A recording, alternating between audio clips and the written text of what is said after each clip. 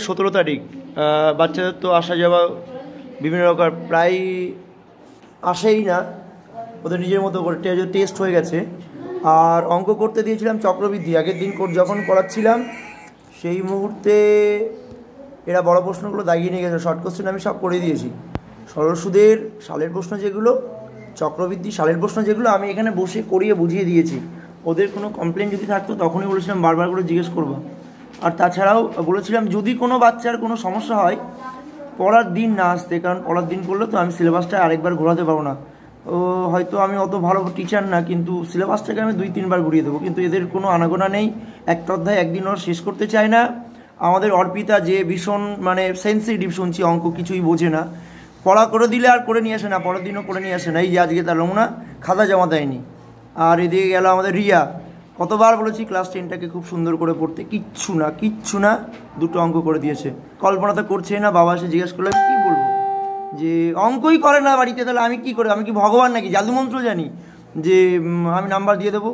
আর মৌপিয়ার যেহেতু দেখছে যে অনেকগুলো আমার মাস্টার আছে, অঙ্কের আলু মাস্টার, ওখান থেকে করে নেবো, কিন্তু আমার কাজ করে দেয় না। আমি সত্যি কথা বলছি যে এখন তো প্রতিদিন প্রমাণস্বরূপ আমি রেখে দিতে চাই সমস্ত ক্লাসের জন্যই যে আমরা কি খাটি আর ওরা কি করে। এই জন্য যখন ওরা কম নম্বর পাবে, এই অ্যাকচুয়ালি ভিডিওটা এই জন্য করা যাতে কখনো যেন ওরা বলতে না পারে যে দাদা আমাদের জন্য খাটেনি, বা কোনো দিন বলতে না পারে যে আমি খেটেছি দাদা এই পুরো। এই জন্য তুলে রাখা এটা। যখন ওরা মাধ্যমিক পরীক্ষার রেজাল্ট নিয়ে আসবে আমি গার্জেনকে এরম একটা চিত্র দেখাবো, যেটা আজকে আমি দেখছি। আমার কান্না পায় যে ওদের জন্য আমি 7টা রাত জেগে একটা কোশ্চেন বানিয়েছি, ওরা করে যায়নি। সেটা দুঃখে আমি ভীষণ দুঃখ পেয়েছি অঙ্ক পরীক্ষার সময়, সেটা কেউ পরীক্ষা দিতে রাজি হয়নি।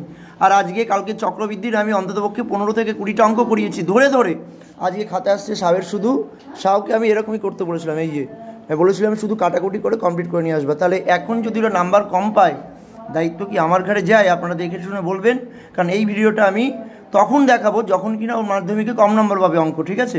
সিরিয়াস ভাবটা এমনি আসে না, যারা চেষ্টা করে তাদের জন্য আসে। এরা 1% আসে না, আসবে গল্প করবে দাঁত বের করবে। কারণ এখনই আমি অর্পিতাকে বকলাম, আগের দিন আমি বুঝিয়েছি, এখন তো আর প্রতিদিন বোঝাবো না যে এসে দাঁত বের করবি না, এসে আগে অঙ্ক করবি, মন প্রাণ দিয়ে খাটবি, যে অঙ্কটা পাচ্ছিস না জিজ্ঞেস করবি। যদি কোনো তোর অঙ্ক সমস্যা হয় তাহলে পড়ার চলার আগে একবার দাদা আমি এই অঙ্কটা পাচ্ছিলাম না, তোর বাড়ি তো আমার বাড়ি দূর না। কারণ মাধ্যমিকে করতে গেলে অনেকটাই চেষ্টা করতে হয়, আমার একার ইয়েতে আসবে না।